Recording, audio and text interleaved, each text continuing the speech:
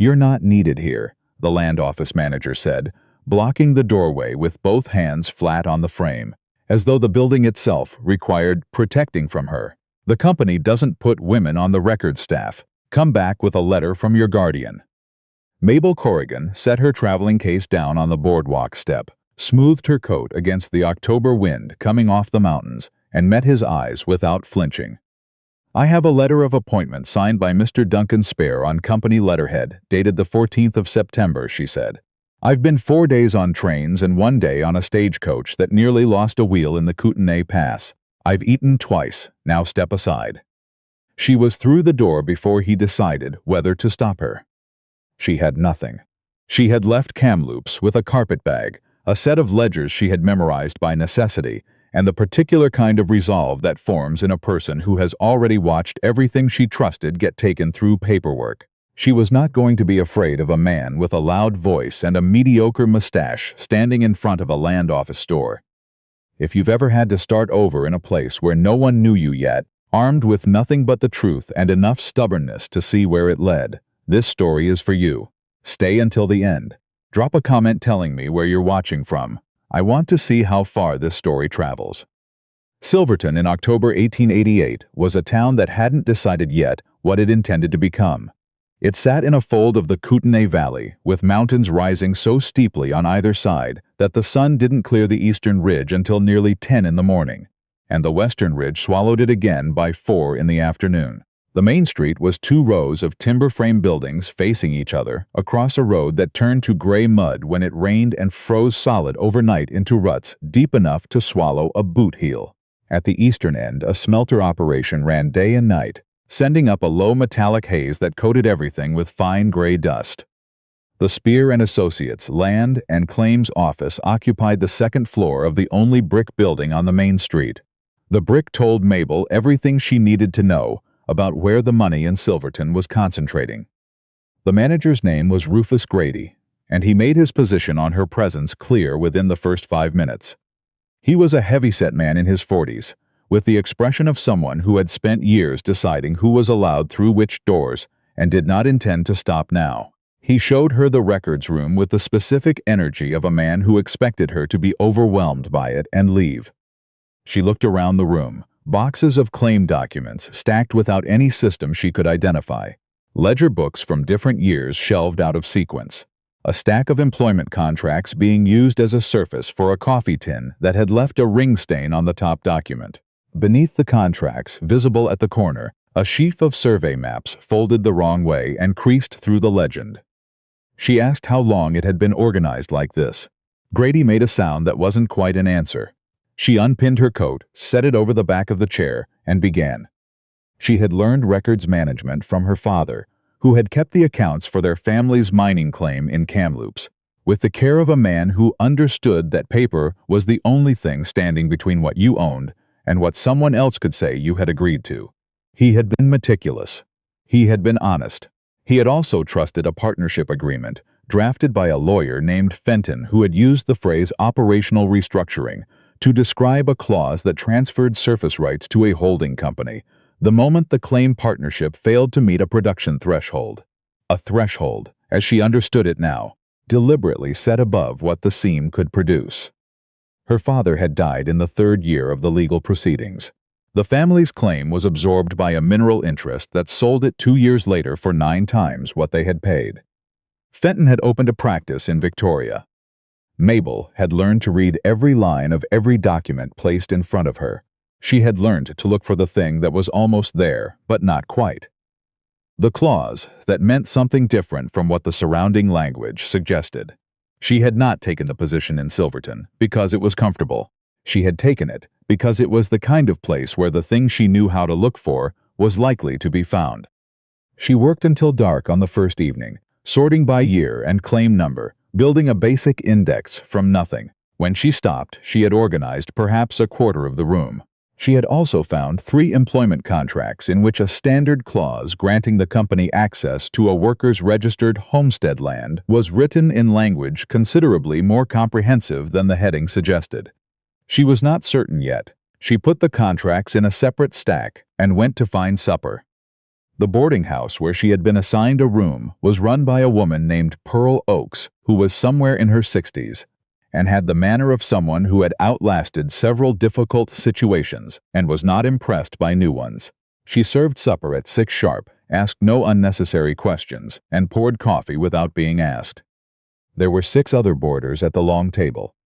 One of them, sitting at the far end, was a man she had noticed earlier without entirely registering. He had been outside the livery stable when her stage arrived, working on a piece of harness with the focused quiet of a person to whom the task in front of them was the only thing currently requiring attention. He was lean and dark-haired, somewhere in his early 30s, with hands calloused at the knuckles, and a coat that had been through at least 3 winters without being replaced. At the supper table, he said almost nothing. He ate with complete attention to what was in front of him, nodded once when Pearl refilled his coffee, and when he looked up and caught Mabel studying him, he held the look for one moment before returning to his plate. Not rudeness, not shyness either. The look of someone who had decided that meetings happened when they were supposed to and could not be forced by staring. A young man of perhaps 20, with an ink stain on his left hand, leaned toward Mabel and said under the general noise of the table, "That's Seth. He mostly keeps to himself." "What does he do?" "Farrier, mostly. Bit of carpentry when it's needed. Nobody really asks." Mabel looked down the table at Seth once more. He was watching something outside the window with that quality of attention she was already beginning to associate with him entirely. Everything directed, nothing wasted. In the morning, she returned to the records room early and began pulling every employment contract she could find from the boxes, going through them one by one against the original claim registration documents filed alongside them. The process took most of the day. Grady came and went twice, watching her with the expression of a man performing surveillance on someone he believes is harmless but finds mildly inconvenient. What she found by evening had stopped being mildly inconvenient. The surface rights clause appeared in 31 contracts. It was not identical in each one. The language had been revised slightly over 2 years, becoming incrementally less ambiguous as the operation matured. In the earliest contracts, a reader who was not looking for it would likely miss it entirely. In the most recent ones, it was still buried, but the legal teeth were considerably sharper.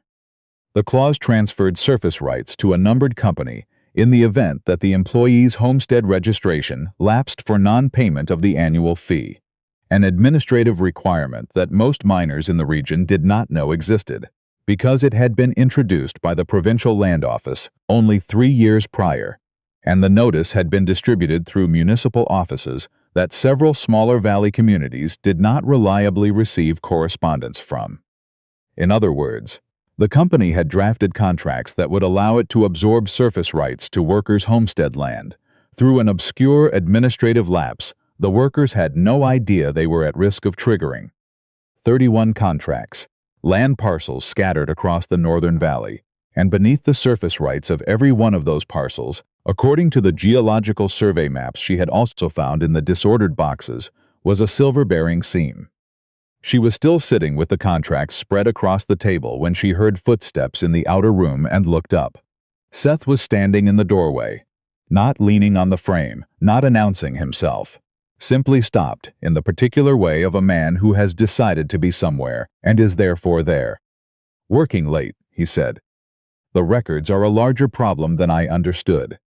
He looked at the contracts fanned across the table.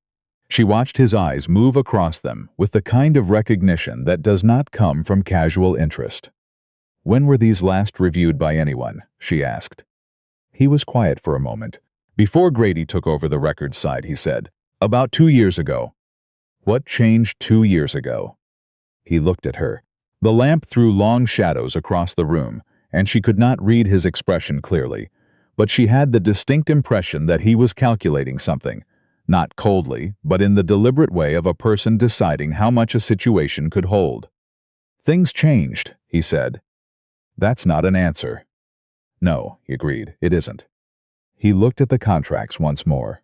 "Don't leave those on the table overnight," he said. "Lock the room when you go." Then he was gone. She sat for a long moment after his footsteps faded. "Lock the room when you go." It was not a threat. She had heard enough threats in her life to know the difference. It was something closer to a warning, the kind given by someone who knows what you have not yet figured out is dangerous. She locked the room and went to bed. She did not sleep well. 3 days later, she found the railway documents. They were in a box she had not yet reached, under a false bottom of cardboard she had almost taken for the base of the box itself. Survey correspondence between Spear and Associates and the office of the Canadian Pacific Railway's Kootenay branch line. A proposed spur extending south from the main line into the upper valley, with a projected route running directly through the northern parcels where the homestead claims were concentrated. Land adjacent to a CPR spur line was worth 3 to 4 times its mineral value. It could be sold back to the railway for right-of-way payments. It could be leased for depot sites. It was, in the territory of a boomtown economy, the difference between a speculator and a fortune.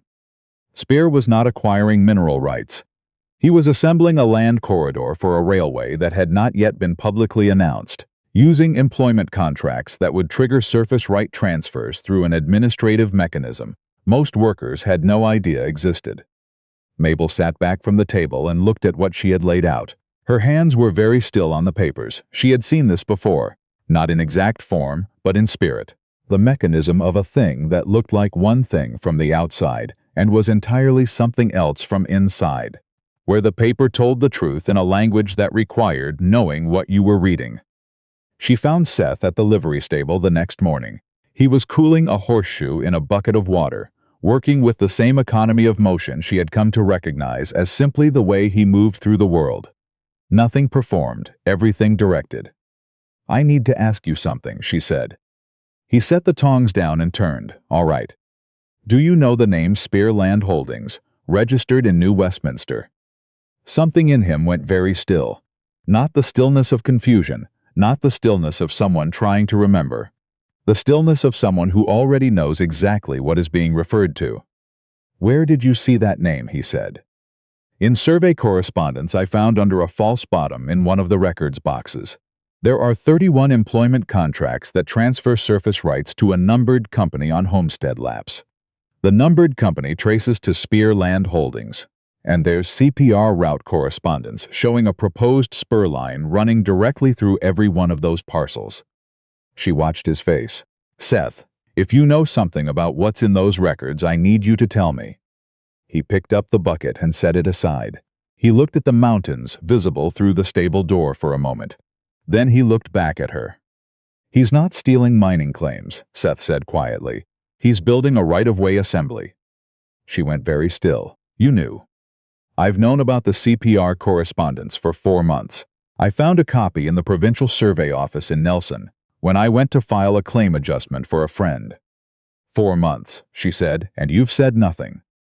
Saying nothing wasn't indifference. His voice carried the flat weight of something stated as fact. Reporting it to the provincial land registry requires documented evidence of intent, not a found document that Spear's lawyers would characterize as a routine business survey. The thing that would make the case irrefutable is the complete contract series cross-referenced against the homestead registrations, which were in that records room, which I could not access without raising the alarm before the evidence was complete. She looked at him steadily. "You're not describing this like someone who heard about it secondhand." Something moved across his face, the expression of a man arriving at a decision he has been approaching carefully for a long time. "No," he said, "I'm not." He reached into his coat and produced a folded document. He placed it on the workbench between them. She unfolded it. A letter from the Law Society of British Columbia, addressed to Seth Harlow, confirming his continued standing as a licensed solicitor. She read his name twice. "You're a lawyer," she said.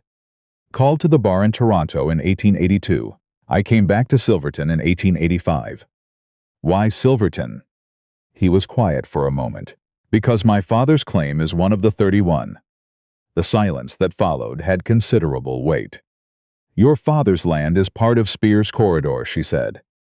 "The northern quarter of it. It sits between 2 parcels he's already successfully absorbed. Without it, the right-of-way has a gap. With it, the corridor is complete." He looked at her. "He's been working toward my father's land for 2 years. The only reason it hasn't transferred yet is that my father paid his homestead fee on time last November. Spear's waiting for the February renewal to lapse." February was 4 months away. "You arranged for me to be hired here," she said. "It was not a question." He met her eyes. "I contacted the Spare head office through an intermediary and suggested that the Silverton Records Department required a qualified accounts manager for an operational review. I knew that the Trust's Kamloops correspondence included reference to a land dispute. I found your father's name in the provincial records." A pause. "I needed someone who would recognize what was in those documents not as an abstraction, but as something they had already felt." The air went out of the room. She stood up. She walked to the stable door and looked at the mountain line, where the first snow was already visible above the tree line, and she thought about her father and the months he had spent, trying to explain to a judge what a clause buried in a partnership agreement had taken from them. "You don't get to decide what I would have been willing to do," she said. "You don't get to use my history without asking me first." "You're right," he said. "That was wrong. I'm telling you now." She stood in the doorway for a long moment. The morning air was sharp with wood smoke and cold pine. Below in the valley, Silverton was waking up, voices crossing between buildings, the smelter sending up its gray thread of smoke. 31 families, one of them his father's February. She turned back. "What do you need from me?" Something in him shifted. Not relief, exactly. More the posture of a man who has been carrying something at considerable effort and has just been permitted to set it down. "Everything in those records," he said. "Documented, cross-referenced, irrefutable. The contract series, the homestead registration data, the CPR correspondence, the numbered company trace." "How long do we have?" "Spear visits the office quarterly. His next visit is in 3 weeks." His jaw was set. "If he arrives before we've filed a complaint with the Provincial Land Registry in Nelson, he'll remove the most incriminating documents and the trail will go cold." "I'll need access to everything," she said, "including the survey records you haven't shown me yet." "You'll have them by this evening. And I need you to understand something." She looked at him directly. "I'm not doing this for you. I'm not doing this for your father's claim. I'm doing this because there are 31 families in this valley who signed contracts without understanding what was in them, and that is the exact same crime that was committed against my family, and this time I know how to read the paper." He held her gaze. "I know," he said quietly. "That's exactly why I asked you." Gus Finlay, the young man with the ink stain from Pearl's supper table, came to find her on the 5th day. He was 20 years old and worked as a copy clerk in the land office under Grady, which meant he had been sitting in the outer room while the fraud was assembled around him for 2 years without understanding what it was. "My uncle signed one of those employment contracts," he said, standing in the doorway with the careful posture of someone who has a reason for being there and isn't sure how to explain it. "He has a homestead on the North Ridge. 300 acres he's been working since 1883. She showed him the contract. She watched his face move through confusion, then comprehension, then something harder and older that had no simple name. "That's his land," Gus said quietly. "Yes." "Does Seth know?" The question landed differently than she expected, not because of what he asked, but because of the certainty with which he asked it, as though Seth was the relevant axis, as though Gus Finlay, who had never been told who owned what in this valley, already understood on some instinctive level that Seth was the person whose knowledge was the variable that mattered. "Yes," she said. "He knows." Gus nodded once. "All right then," he said. "What do you need from us?" She told him. He left without hesitation, with the particular motion of a young man who has decided something and is no longer uncertain about any of it. By the following evening, she had 11 signed statements from workers who had kept their original contract copies out of instinct and now understood why that instinct had mattered. By the time she finished binding the document set, Seth appeared in the doorway. "Grady was watching when Gus brought the men in," he said. "He sent a telegraph this afternoon. I found the receipt in the wastebasket." Mabel looked up from the dispatch case. "Spear." "Most likely, which means we may not have 3 weeks." She looked at the document set, 11 statements, the full contract series, the CPR correspondence, the numbered company trace, not everything she had planned to build, but perhaps enough. "How fast can we get horses to Nelson?" she said. He looked at the documents, then at her. "First light, I can have them ready before you are." "Don't make promises you can't keep," she said. I never do." She was beginning to understand that this was simply true. They rode out before sunrise. The road south toward Nelson cut through the Kootenai Valley for 40 miles, manageable in a long day on good horses, and Seth had chosen well. Pearl Oaks pressed a cloth parcel of food on Mabel when she heard they were leaving before breakfast without being asked, which told Mabel something about what Pearl had understood without being told. They rode in the particular silence of two people focused on the same thing. The mountains around them were enormous in the early light, the kind of scale that made every human concern feel its actual size. Not smaller than it was, but precisely its right size, which was both humbling and clarifying. About 2 hours in, Seth said without preliminary, "Tell me about Kamloops." She looked straight ahead. "Why?" "Because you've been carrying it since you arrived, and I'd rather know the weight of what I've asked you to carry alongside mine." She considered saying nothing. It would have been easy. She was good at efficient refusal, but they were riding toward a provincial land registry, together with a case that might or might not hold, and he had already placed a law society letter on a workbench between them. "My father built our claim from a single assay stake in 1871, she said. "By the time I was 16, we had a working operation. He trusted people because he believed a signed document and a man's word meant the same thing." "They should," Seth said. "They don't." Fenton arrived in Kamloops in 1879 with a partnership plan. My father signed. The agreement contained a production threshold clause set deliberately above what our seam could produce in a good year. When the threshold wasn't met, the surface rights restructured. Our land was gone before my father understood what had happened. "How old were you?" 22. "My father died the following winter." Something moved through her chest. The old compression, familiar now, worn smooth the way a stone becomes smooth not because it stops being heavy, but because you carry it long enough. He was not a man who knew how to keep going when the thing he had built was gone. They rode in silence for a while after that. "I'm sorry," Seth said. "Don't be sorry," she said. "Be useful, which is what we're doing." He didn't push. She was grateful for that in a way she could not have easily articulated. They were 6 miles outside Nelson when the sound of hooves behind them resolved from trail noise into something deliberate. Seth heard it before she did. She saw him straighten fractionally, his attention shifting without visible urgency to the road behind them. "2 riders," he said. "Don't change pace." She kept her pace steady and her hands easy on the reins. The dispatch case was pressed between her arm and her side. Inside her coat, flat against her ribs, was the copy she had made the night before of the Critical Contract series, duplicated specifically for this possibility. "There's a freight yard on the edge of Nelson," Seth said. "Public space, multiple witnesses. If they're only hired to slow us down, they won't move in the open. And if they're hired for more than slowing us down, then we find out in about 2 minutes," he said entirely calmly, "when I say ride." "Ride," he said. She moved. The horses went to a full run in 2 strides, and Mabel leaned into it and rode the way her father had taught her on the open ground above Kamloops, with everything committed to the animal's motion, nothing held back. Behind them, the 2 riders spurred into pursuit.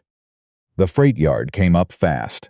Seth pulled up at the gate, off his horse before it stopped moving. Mabel landed clean beside him, and they walked through the yard gates at a pace that was deliberate rather than hurried, not frantic, but the pace of people who know exactly where they are going. Behind them, the 2 riders slowed, pulled up at the gate, did not follow inside. They rested the horses for 30 minutes. Neither of them mentioned what had just happened.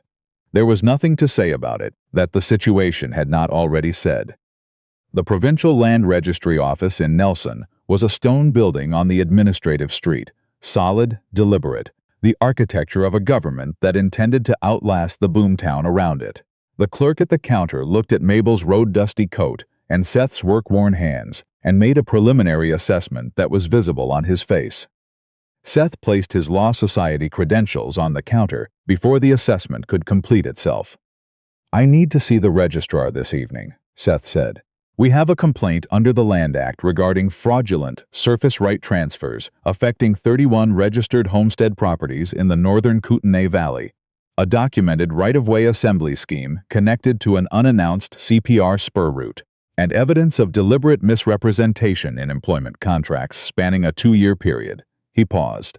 The man who arranged the fraud arrives in Silverton in approximately 12 days.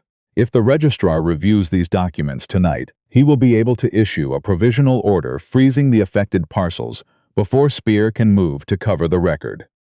The clerk stared. He looked at Mabel. She held his gaze with the same patience she had learned at Pearl Oaks's supper table, and the records room at dawn, and the stable door in the cold morning, and the 40 miles of mountain road they had just ridden with 2 hired men behind them.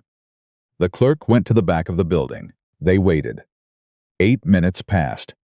The door opened. "The registrar will see you now."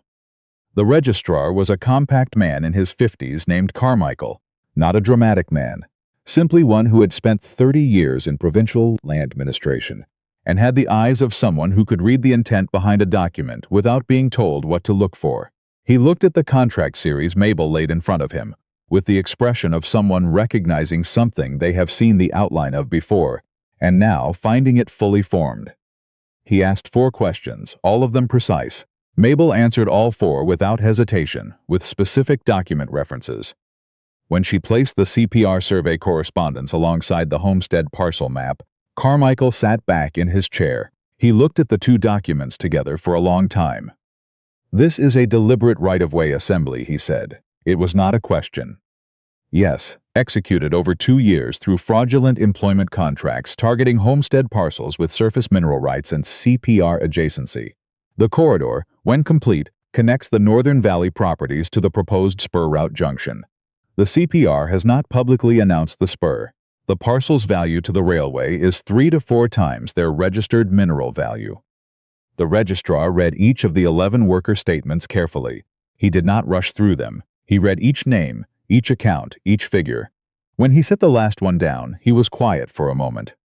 He reached for his pen. "I'm issuing a provisional order tonight," he said, "freezing all surface right transfers on the 31 parcels, pending formal investigation. The order takes effect immediately upon filing." He looked at Seth. "You're the solicitor of record?" "And a direct party. My father's registered homestead is parcel 14 in the series, the final piece required to complete the corridor." Carmichael absorbed this without visible surprise. He signed the order. His clerk witnessed it. The stamp came down with the finality of something real and difficult to reverse. Mabel stood at the door of the registrar's office with the certified copy of the order in her hands, and felt something she had not felt in a long time. Not triumph, which was too loud a word for what this was, but something quieter. The specific relief of a lock closing on a door that should have been locked years ago. Outside on the steps of the stone building, the November air was sharp and cold and entirely without ceremony, which was exactly right. Duncan Spear was intercepted at the Silverton stage office on the morning he arrived, 12 days later. The provincial marshal had been waiting since the previous evening, with a copy of the provisional order and a warrant for Spear's arrest on fraud charges under the Land Act. Grady had already been removed from the office 2 days prior, his statement now part of the investigative record. Spear stepped down from the stage, with the groomed confidence of a man accustomed to his authority being respected. He looked at the marshal with the expression of someone who had dealt with legal interference before and intended to manage it. Then he saw the order in the marshal's hands. He looked at it the way people look at documents that mean what they say when they had counted on them not meaning it. His solicitor was already speaking, already deploying the vocabulary of procedural challenge. Seth placed the full complaint documentation on top of the order without comment. The solicitor read it. His expression went through 3 stages in approximately 10 seconds. Then he looked up. "How much of the record does she actually have?" Spear said quietly. "All of it," the solicitor said. Mabel was standing close enough to hear it. She did not say anything at that moment. There would be time for the formal proceedings, for the full weight of what had been assembled to do what documented evidence was built to do. For now it was enough to watch the certainty leave Spear's face. The specific moment when a man who has built his operation on the premise that ordinary people don't read the fine print encounters the evidence that this time one of them did. Gus Finlay, sitting on his horse at the edge of the road, watched Duncan Spear being taken into the marshal's custody and said nothing. But he straightened in the saddle in the particular way of a young man who has just seen something he needed to see. Proof that the right people can win, Not always, not easily, but sometimes, when they're willing to do the work and see it through. The formal investigation ran 4 months. The provisional order held through the entire period. All 31 homestead parcels were confirmed in their original owners' names. The CPR spur negotiations were paused pending the provincial inquiry. Duncan Spear was convicted on fraud charges under the Land Act and sentenced accordingly. Gus Finlay's uncle kept his 300 acres on the North Ridge. On the first clear evening of March, when the snow had pulled back from the lower valley and the mountains were doing the thing they did in early spring, revealing themselves as even larger than the winter had allowed, Mabel stood at the edge of the trail above Silverton, where the valley opened below, and the whole of it was visible in the long evening light. Seth stood beside her. He had not pressed the thing he had been waiting to say. He had simply been there, at the records room in the mornings, at Pearl's supper table in the evenings, on the road between Silverton and Nelson when the proceedings required it. She had watched him with Gus Finlay, treating the young man's questions with the same seriousness as those of a senior colleague. She had watched him with his father, a weathered man in his 70s, who had come to Nelson for the final proceedings, and whom Seth guided through the formal process with the careful patience of a son who understood what was at stake and what it cost. She had seen who he was when nothing urgent was holding everything in place. That was the thing she had asked for and found. "Your father would have liked to see this," Seth said. She was quiet for a moment. It was the first time in 4 years she had been able to consider that thought without the old compression moving through her chest. She let it settle. "Yes," she said, "he would have." Seth looked at the valley below, the town, the river, his father's land visible on the North Ridge above the tree line. Everything that had come within one administrative lapse of being taken. "Stay," he said. One word, no decoration. The word of a man who had reduced a thing to exactly what it meant. She looked at the mountains, enormous and indifferent, and entirely beautiful in the late light. She had come to Silverton with nothing but a dispatch case, and the knowledge of how to read what was in it, and a refusal to let what had happened to her father happen to 31 other families without someone doing something about it. She had not come looking for this. She had not allowed herself to look for this, not for years, but she had found it here in the Kootenay winter, in a records room at dawn and on a mountain road with 2 riders behind them, and in the quiet of a man who had been honest with her, finally and in full. "I was always going to stay," she said. "I just needed to hear you say it out loud." He took her hand. She let him. Below them, Silverton moved through its early spring evening, the smelter smoke rising in a thin line, the lights coming on along the main street, Gus Finlay's uncle's land holding its ground in the last of the light. 31 families who had gone to bed uncertain for 2 years and were now simply home. That was the whole of it. Not a story about fortune or the dramatic satisfaction of revenge. A story about what happens when someone chooses to read the document carefully, to stay in the difficult room, to tell the truth even when it's complicated, and to trust that the ordinary work of honest people is the only thing that ever actually holds. The woman who had arrived with nothing but a carpetbag and a refusal had found what she had been looking for without knowing she was looking, and the quiet man who had trained for years in how to protect things and come home to do exactly that had finally trusted someone enough to show her the letter in his coat pocket and mean every word of it. That was enough. That was in fact everything.